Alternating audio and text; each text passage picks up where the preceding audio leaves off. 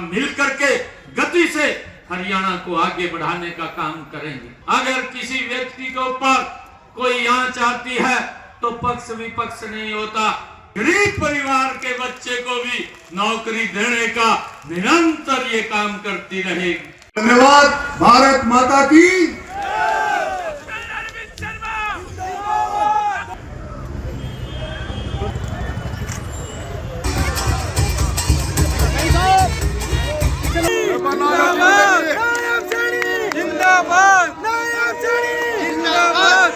आज मेरे लिए बड़ी खुशी का और गर्व का अनुभव है कि मुझे महान स्वतंत्रता सेनानी पंडित श्री राम शर्मा जी के प्रतिमा का अनावरण करने का और उन्हें नमन करने का मुझे अवसर मिला है।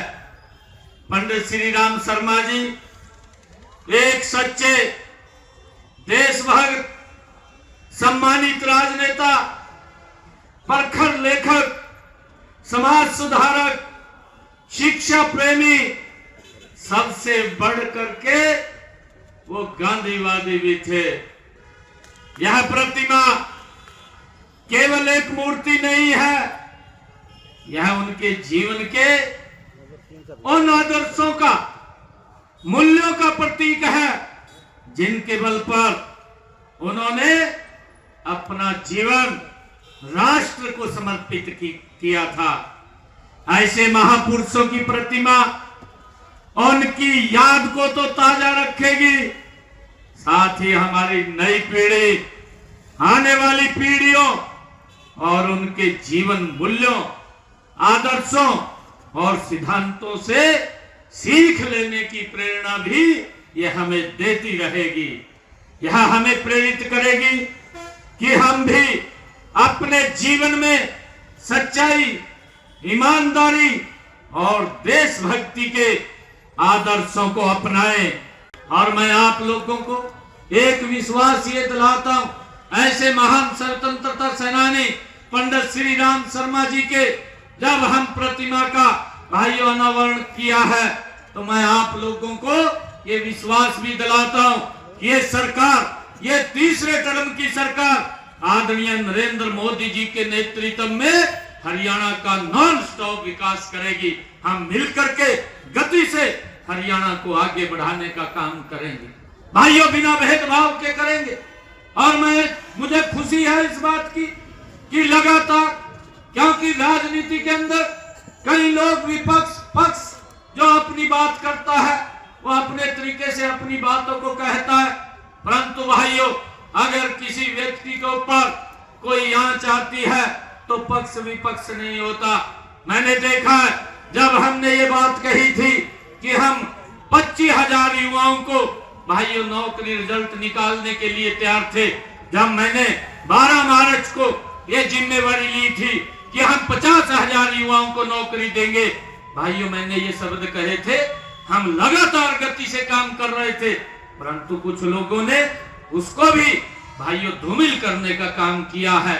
वो सोचते थे कि हमारे शासन के अंदर नौकरियां बिकती थी, परंतु मैं आप लोगों को ये विश्वास दिलाता हूं कि ये भारतीय जनता पार्टी की सरकार, आदरणीय नरेंद्र मोदी जी के नेतृत्व के अंदर चलने वाली सरकार, भाइयों किसी बच्चे को ये चिंता करने की जरूरत नहीं है।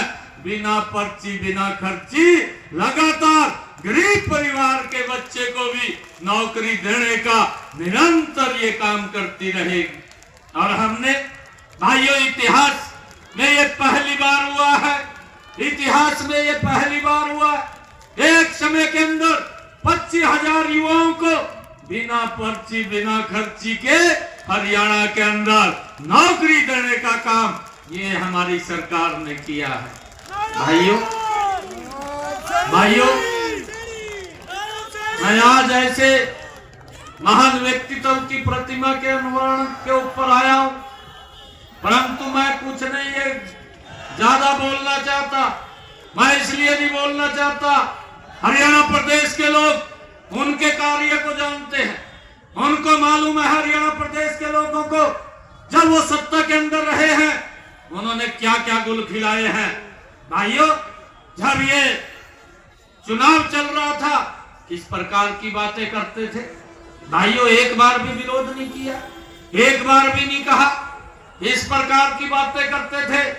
कहा मेरे हिस्से में तो 2000 रह लिया, मैं 2000 नौकरियां लगवाऊंगा। एक लगा करने कहा मैं ठूड़े के निशान लगवाऊंगा। लगवा दे भाई, तो लगवा दी साफ करके घेर दिए। भाइयों, नीति गलत है और नीति गलत है।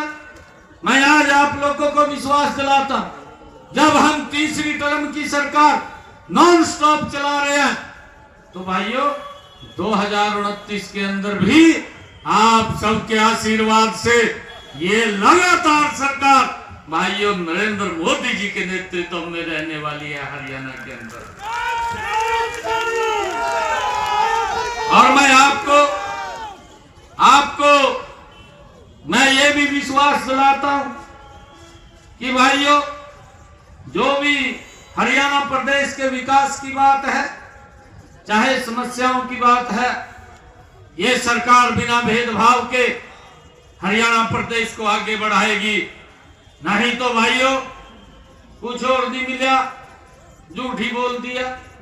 मैं तो देख रहा था हमारे डॉक्टर अरविंद शर्मा जी यहां से सांसद थे, भाई अफवाह फैलाई दी। कहा ने तो अपनी कहा वो जो ग्रांट है का वही नहीं बांटी।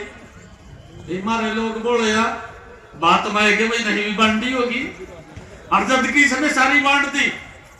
और जब उनकी देखा उन्होंने कितनी बांटी उससे ज्यादा इसने बांट दी होगी, परंतु झूठ फैलाई दिया। भाइयों, इस झूठ से बचे करो, मेरा आप लोगों से आग्रह है। झूठ बना फंसे करो ज्यादा। और मैं आप लोगों को विश्वास दिलाता हूं कि हम मिलकर के आप देखना हरियाणा प्रदेश को नई ऊंचाइयां देने का काम ये हमारी सरकार करेगी। हमने कहा भी है कि भाई सब अधिकारियों से हम बात भी करते हैं कि देखिए जनता के प्रति जवाबदेह सरकार है ये, और जब मैं मंच के ऊपर बोलता हूं तो इसका कोई महत्व होता है। और महत्व है ये सरकार जनता के कामों के प्रति जवाबदेह है, और हम सब ने अपने व्यवहार को चेंज करके अब लोगों की बात को सुन करके उसका समाधान खोजने की तरफ बढ़ना चाहिए, और उसकी तरफ हमारी सरकार लगातार काम कर रही है। भाइयों, मैं आप लोगों को एक और बात कहना चाहता हूं कि हमारे जो समिति के सदस्य हैं उन्होंने मुझे एक मांग पत्र दिया, जो पंडित श्री राम शर्मा विचार मंच समिति के द्वारा उन्होंने ये मांग पत्र दिया है। और इस मांग पत्र में 6 मांगे लिखी गई है। महर्षि दयानंद विश्वविद्यालय में पंडित श्री राम शर्मा जी के नाम से चेयर स्थापित की जाए। वैसे तो डॉक्टर अरविंद शर्मा जी को पूरी प्रक्रिया मालूम है, और आज मैं ये घोषणा भी करता हूं कि पंडित श्री राम शर्मा जी के नाम से यहाँ पर चेयर स्थापित होगी, उसकी व्यवस्था आप कर लेंगे, वो अपने अरविंद शर्मा जी को मालूम है। और विश्वविद्यालय के नाम भी जो भी देख करके कहीं ना कहीं किसी एक संस्थान का नाम हमने जैसा भी बताया भी है कि हमने जो बहादुरगढ़ के अंदर मेट्रो स्टेशन है उसका नाम पंडित श्री राम शर्मा जी के नाम से रखा है। किसी और संस्था का नाम भी हम कहीं ना कहीं पंडित श्री राम शर्मा जी के हरियाणा प्रदेश के अंदर उनके नाम से इस संस्था के नाम का नामकरण करेंगे। और मुझे जो महान स्वतंत्रता सेनानी एवं संविधान निर्माण सभा के सदस्य पंडित श्री राम शर्मा की 1 अक्टूबर को जयंती जो स्कूलों कॉलेजों में मनाई जाए और उसके ऊपर निबंध प्रतियोगिता, भाषण प्रतियोगिता एवं कविता प्रतियोगिता कराई जाए, इसका भी हम ये जो आपने मांग रखी है इसको भी भेज करके हम इसको करवाएंगे 1 तारीख को। 5वीं जो मांग लिखी है, पंडित श्री राम शर्मा प्रतिमा स्थल पर 30 फुट ऊंचा राष्ट्रीय ध्वज स्थापित करवाया जाए। ये भी 30 फुट ऊंचा यहाँ पर तिरंगा लगवाया जाएगा। इसका सौंदर्यकरण भी करवाया जाएगा और फुहारा भी वहां जो इसमें लिखा गया लगवाया जाएगा, यह भी काम करवाया जाएगा। और जो भी मांगे इसमें दी गई है उन सब मांगों को भेज करके जो भी विभाग के अंदर जो आएगी उसको पूरा करवाने का काम ये हम करवाएंगे। आप सब इतनी संख्या में आए हैं, मैं आप सबको बहुत बहुत बधाई देता हूं, शुभकामनाएं देता हूं।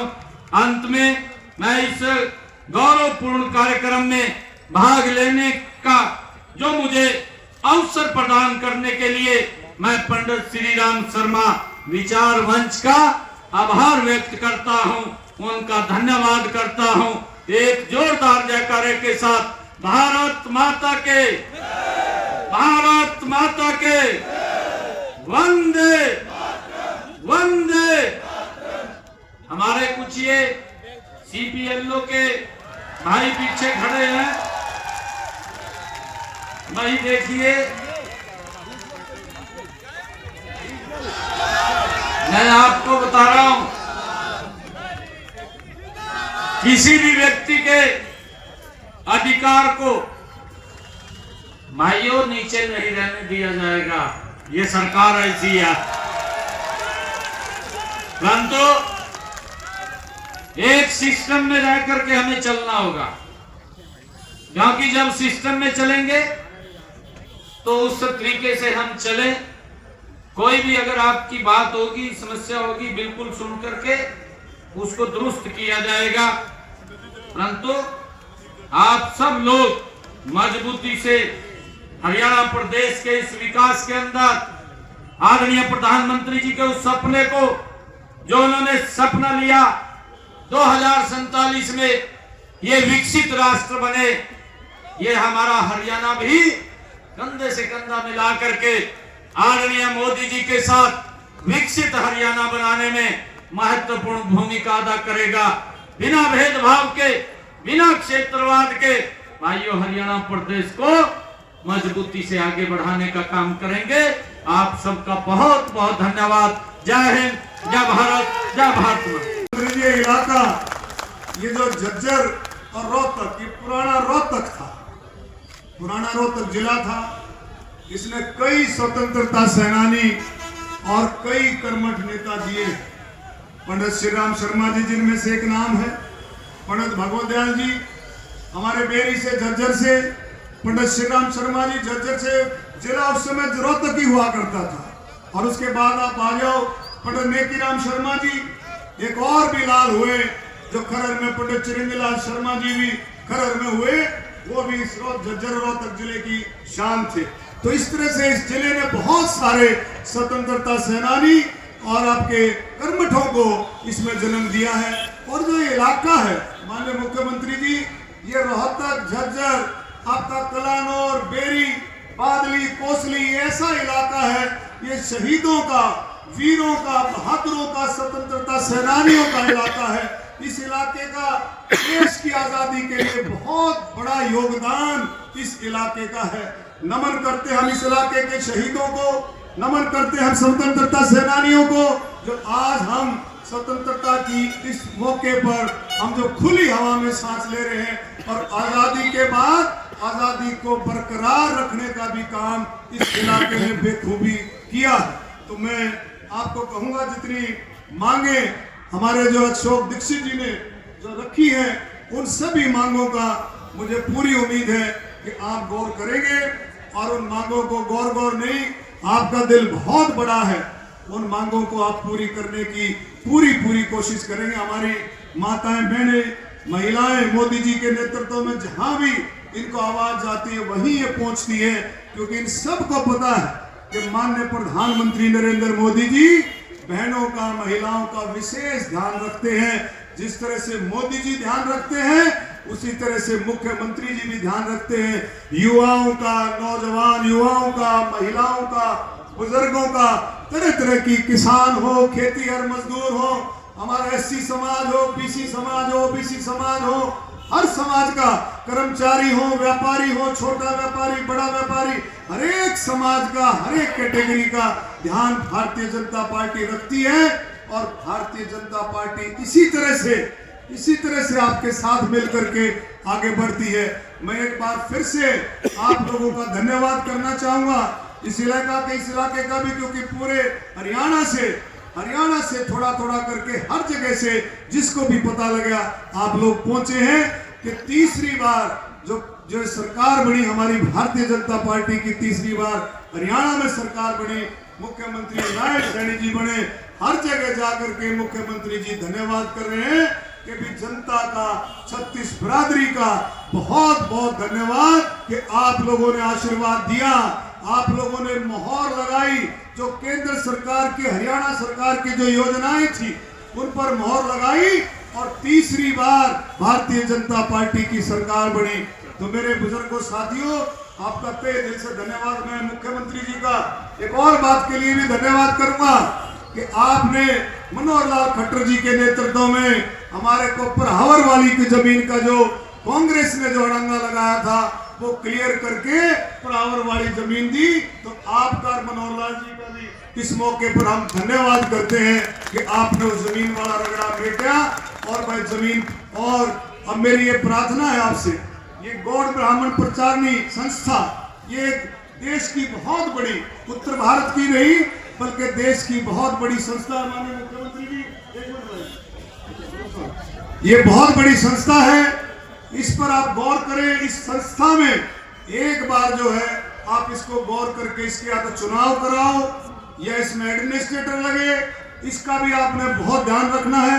और जो 15 एकड़ के करीब जो जमीन दी है उस पर भी आपने पत्थर रखना है। मनोहर लाल जी कह रहे थे भाई समय ले लेना, पहले की बात है, जब वो मुख्यमंत्री थे तब की बात है, लेकिन मैं आपसे प्रार्थना करूंगा कि उस पर भी आपने गौर करना है। ये शान है, बिरादरी की शान है, 36 बिरादरी की शान है ये जो हमारी संस्था है, इस पर भी आपने ध्यान जरूर करना है। और इस पर जितना ध्यान करेंगे उतना ही आप चमकेंगे। इसमें कोई भी जो है दो बातें नहीं है। इस संस्था की तरफ भी आपने देखना है। मैं इस मौके पर